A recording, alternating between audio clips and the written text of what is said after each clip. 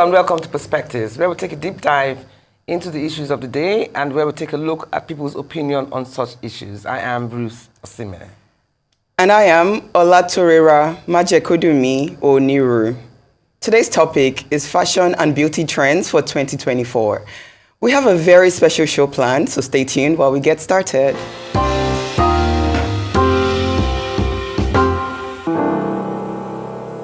Welcome back to Perspectives here on Arise News.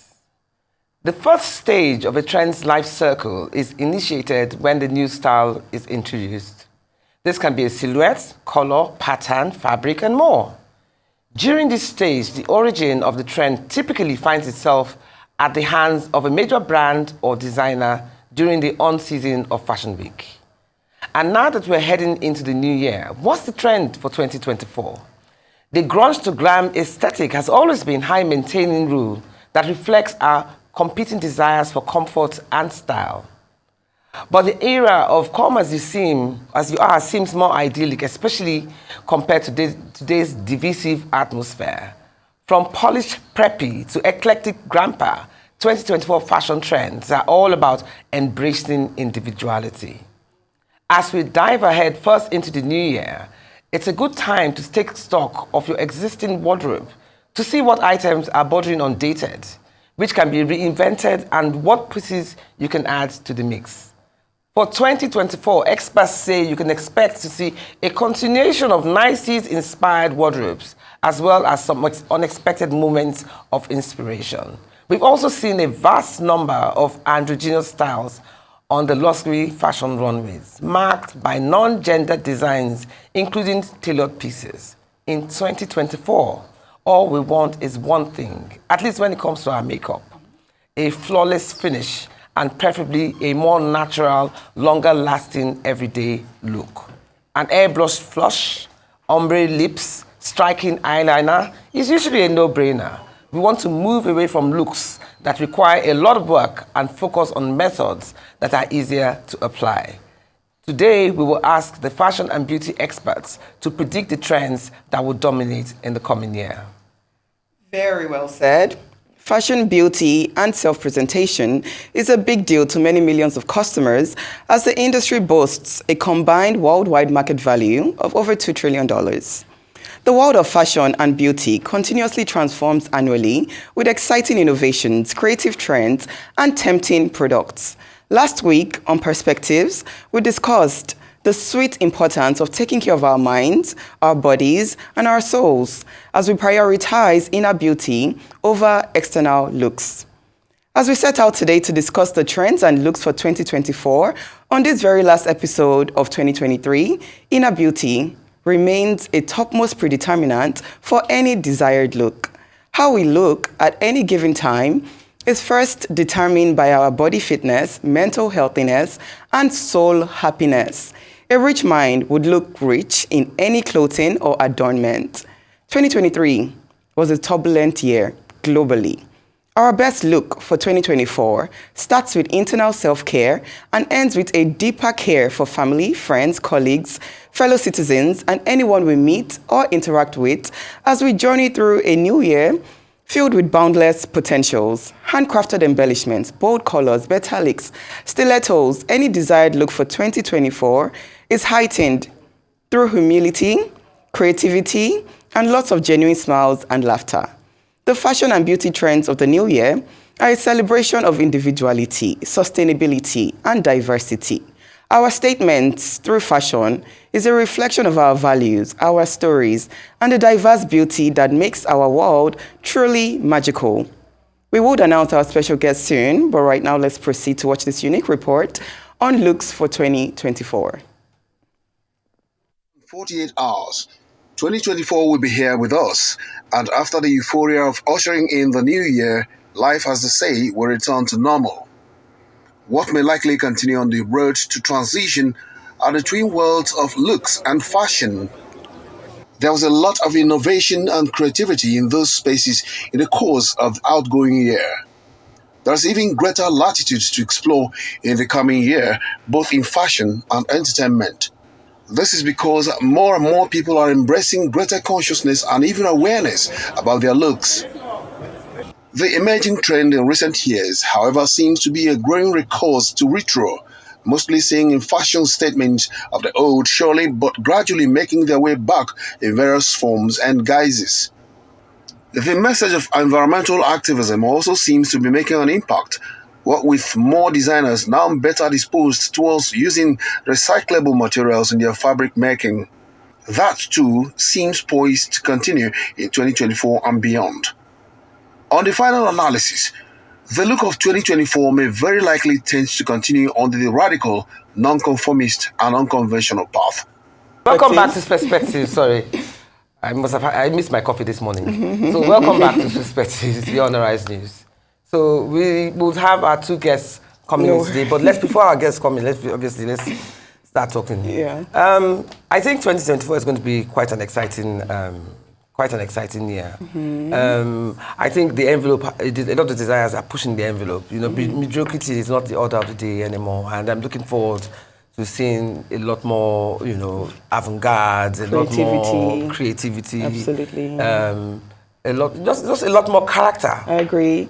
And as today is the last episode of Perspectives for the year, I just want to thank all the staff, thank the entire Arise team, all the guests we've had since January till today, and the guests that are coming today for a great year. I think it's a great topic to end the year with, fashion style, the looks for 2024. But we just want to appreciate everyone who has been with us, and we hope that everyone has a beautiful, beautiful 2024. Yeah. Well, we are wearing the color of love, so your message is very appropriate. Yes, but like you said, we would always wish that our viewers would always appreciate the work and effort that we put in and the team behind. Absolutely.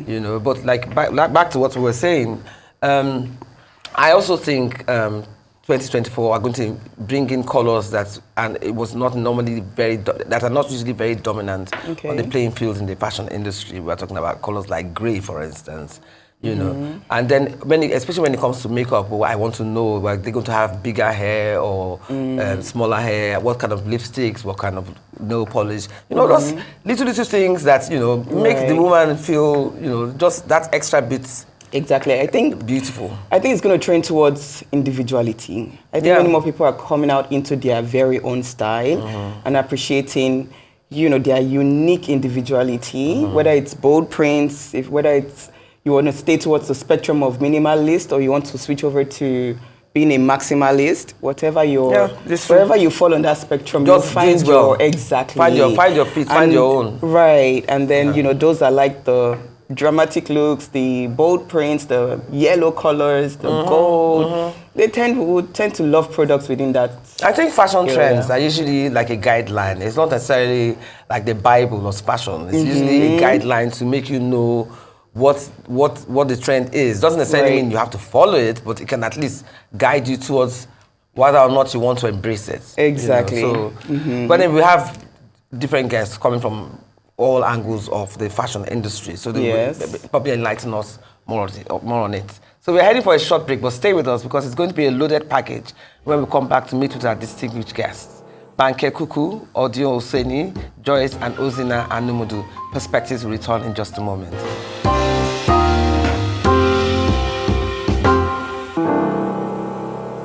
Welcome back. On the first segment of today's show, we welcome two guests. First off is Banke Kuku, a creative designer and owner of contemporary brand shaping new fashion luxury. Banke's storytelling through vibrant textiles, joyous colors, and striking prints resonates with a discerning clientele, celebrating women and femininity around the world. For many years, Banke has been dedicated to amplifying the beauty and intricacies of African culture. Her exuberant collections offer a unique, easy-to-wear, and feminine signature.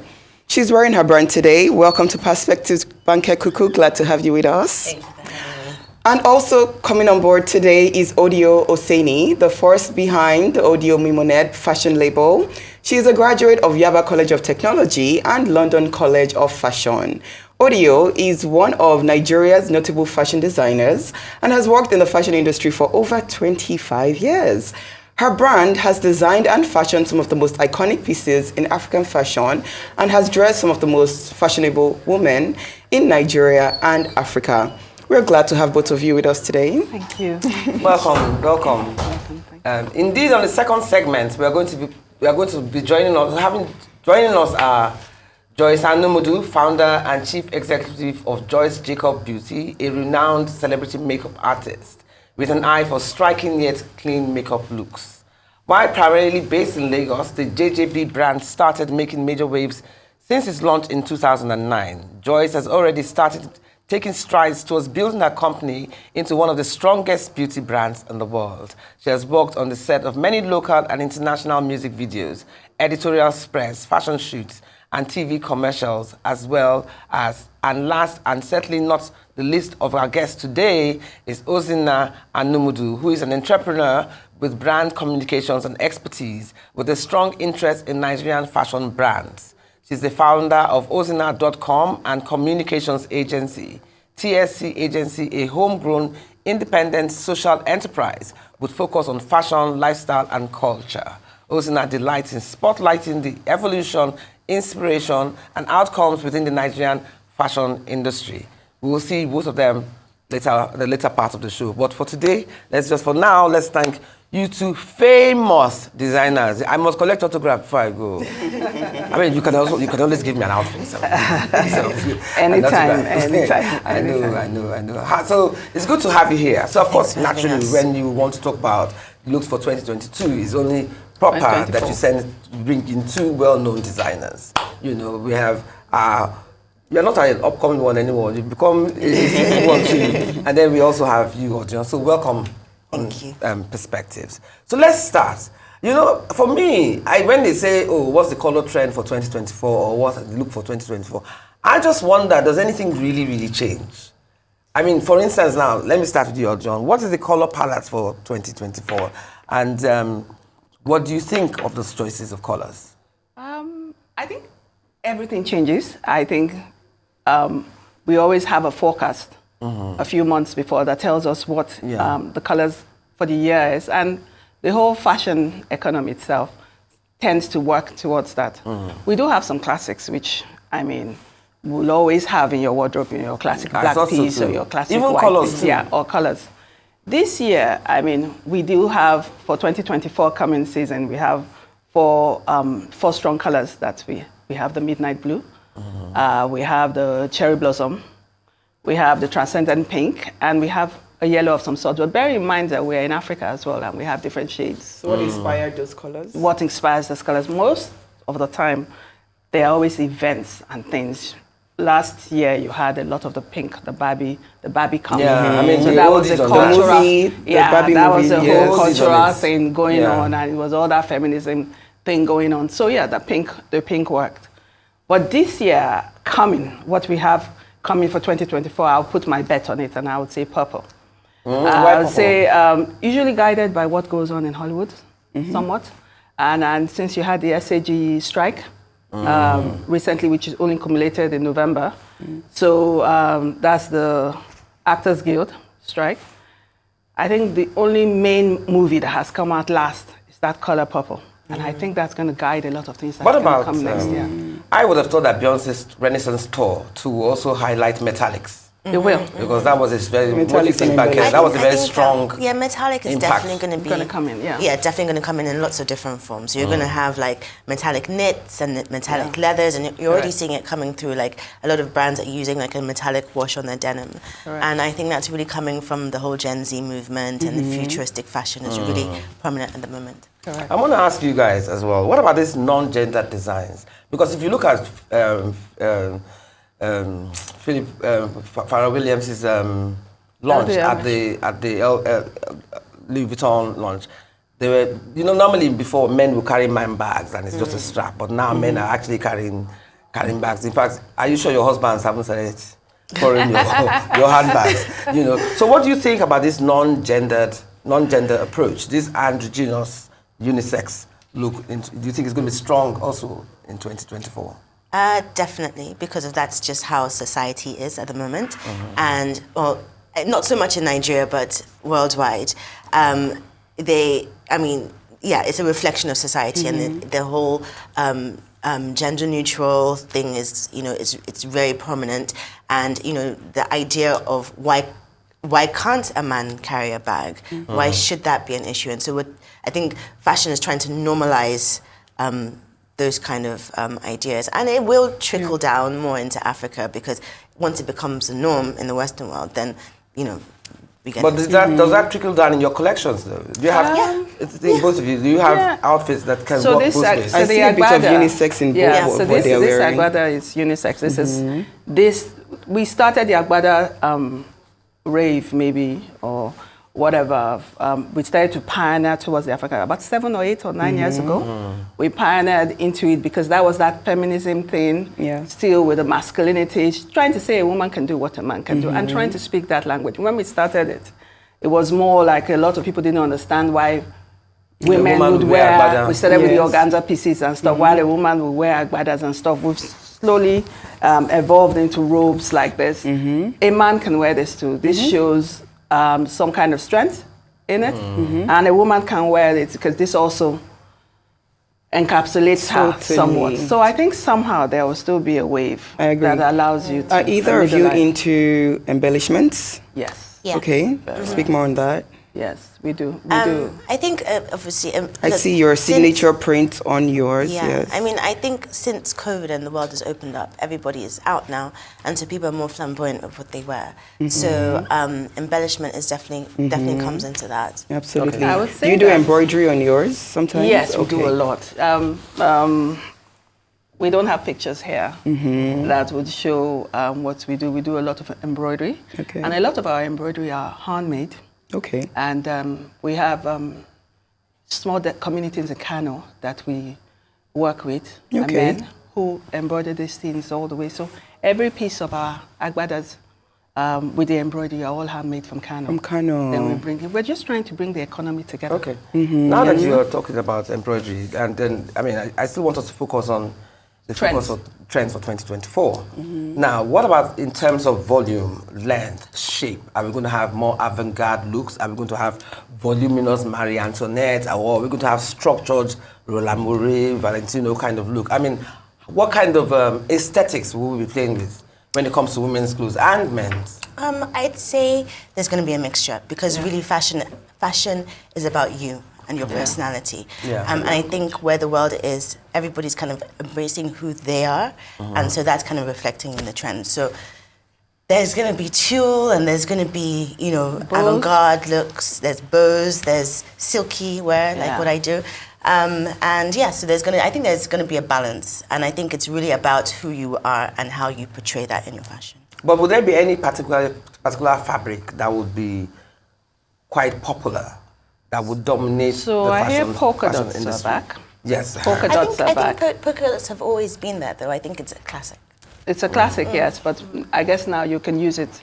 More people will embrace the femininity of it, because there will be some brands that are quite minimalistic and don't use obvious effeminate pieces. There are more capsule pieces. But I think now just a little bit more fun. Like she said, after COVID, everybody has embraced a bit more fun now. And so you will have the polka dots, you will have the metallics, you will have your bright colors, and any form of self-expression. It's interesting that you mentioned polka dot, because polka dots and stripes are actually one of the most difficult fabrics to work with. Stripes especially. Stripes especially, because the lines have to coordinate and what have you, And now that you haven't mentioned polka dots, there's also the... Are you wearing bow? Okay, because bows apparently too are also back. I think what people like is like something traditional and sort of reworking it, and that whole idea of nostalgia, like something that takes you back to your childhood, it really inspires people's fashion as well. So when you have things like the abada, which is actually just a classic garment, and everybody has sort of made it in their own way, that's why they are so popular, because it's something that we're so used to, and everyone has their own interpretation of it. Now, I want to ask another question, which I'm sure, Banke, you might not like. There's this thing about logoless luxury. Yes. So some people, some designers have said, or some people in the fashion industry have said that they are toning down logos. You know how you wear a logo from head to toe, Banke Kuku hat, Banke Kuku bag, Banke Kuku, which is beautiful by any standard. I mean, I think what you're wearing is beautiful, and I think you're also a great designer. But what's your take on this Logoless Luxury, do you think that it would be something that would take on in 2024? I think that there's a market for everybody. I think we'll start by saying that. Okay. And I think that every consumer, everything a consumer wears is a reflection of their wants, their needs, and where they are. I think that logoless fashion, while it might grow, it's a great sell, but it's also a hard sell. I think you start first with logo fashion and understanding your brands. When you're comfortable in it, then you can now go into logoless fashion. I think logo fashion assures you of brand quality of some sort. But like I said, because Banke, you do have fabrics that are not have your logos. Yeah. The label is the only thing at the back that will make you know that it's your. So it's not as if all your outfits are, I think people embrace logo. The logos, like the monogram design to any brand when they can sort of, when they're buying into them, when they can relate to the brand and when they're proud of wearing the brand. I think I really do push my monogram prints, and maybe people will buy into the monogram prints is because they understand maybe the African heritage behind it, and they want to know more about the story, and they enjoy the journey. You can mix and match. Exactly, the journey of the brand. So I definitely don't think it's the end of logos. But I do think monograms will be used in many different ways. Yeah, I agree. And there was a time where literally the time when people were like wearing Louis Vuitton head to toe and even Louis Vuitton fingernail paints and stuff like that. But yeah, you will still have people who express themselves in that way. Yes, exactly. And then you'll have people who may just want like a little pouch bag. Can you also tell us what? We have to go on a break for one poll, and we'll be back soon in perspectives. Then we can continue with the question and answer. So see you right back.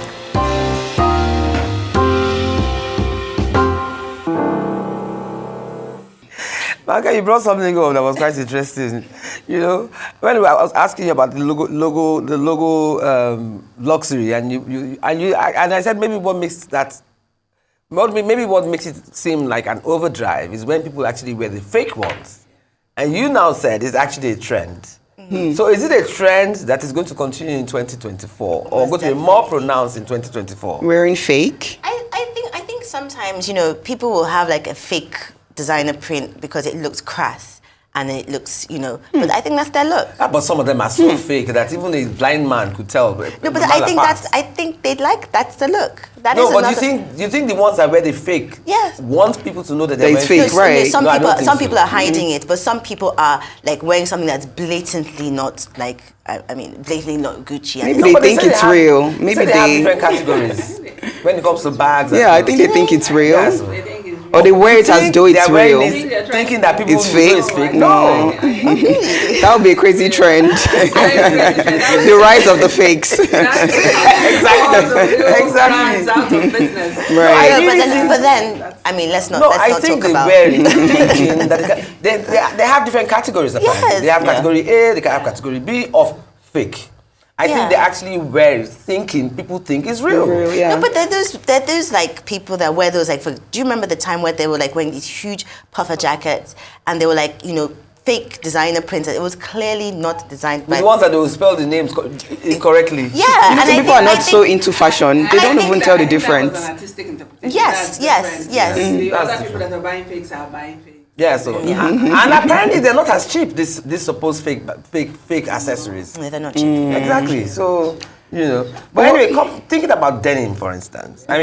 Some people love wide legs, some people love skinny jeans. I noticed that skinny jeans has never really been, it's been nice, but it has never really been as popular as the wide leg pants. Maybe because they're more, they complement, the wide leg pants complement more. So what's your take on denims? Are you going to see it translated in more tailored styles, or are you going to see them incorporated into designs? Is it going to be something that will create a new emergence? And if anything, we will still have, which one will still reign supreme, the wide legs or the skinnies? So denim is making a big comeback in 2024. A very big comeback. Valentino's done denims. Quite a few designers are big on denim this year, this coming year. You're going to have them in the skirts as well. You're going to have them long as well. Most likely, wide legs are a more common fit. And maybe distressed as well. And distressed too would work more. But denim is big. Denim is, you're going to even have tailored denim. Yes. So denim is going to come in jackets, as in tailored jackets, and like fitted pants. It's in our domestic market, can you see denim agbada? I know Tiana tried that. Yes. Tiana tried that a few years ago. Isn't that a bit heavy though? You can get some light. Okay, you can get soft denim. And if we distress them, it can work. If we mix them, we can do them in different ways. Yeah. Denim is it's a very commonplace fabric that if you use well, I mean, denim is just cotton. it's wonderful. Yeah. It's just a heavier In weight. Agbada, that's not a bad idea. That's Especially if you not. don't have embroidery or... Tiana did it, I remember. It was quite nice. Okay. Yeah, Tiana styling. Okay. So denim is. I think also denim. When you're saying skinny jeans, I think skinny jeans were very popular because with skinny jeans you can have the stretch. Yeah. So a lot more body types. Not everybody can get away with wearing skinny jeans. But people were wearing it though. If it I love fits. skinny jeans, but I don't think everybody can get away with But the thing is that it allows, because it has the stretch in the denim, so more body types can wear skinny jeans. Yes. But then when you have these, when you have denim that has no stretch and it's like a more tailored cut, it's harder for the average woman who is not like a size 6 or size 8. I mean, I was like size 6. Are we all like you? Well, Banke, I want you to tell us what inspires your brand, your typical customers, what you envision them in, and why they take onto your brand. Is we call it occasional loungewear. So it's pieces that you can wear and lounge, and then you can also wear them out. Okay. And it was really inspired because before I went into fashion, I was in interiors. So I had like a soft furnishing line, and I just wanted fashion pieces to sort of complement my interiors. So I just did pajamas, and then the lockdown happened, and then pajamas. Everyone was wearing pajamas at home, and I think it's such an easy wear. Yeah, and I think people like the idea of wearing like fluorescent pink pajamas and kaftans. We did lots of like very loungy kind of things, but very elegantly loungy. So it's all about the comfort of my customer. It's about feeling, still feeling very attractive as the silk brushes against your skin.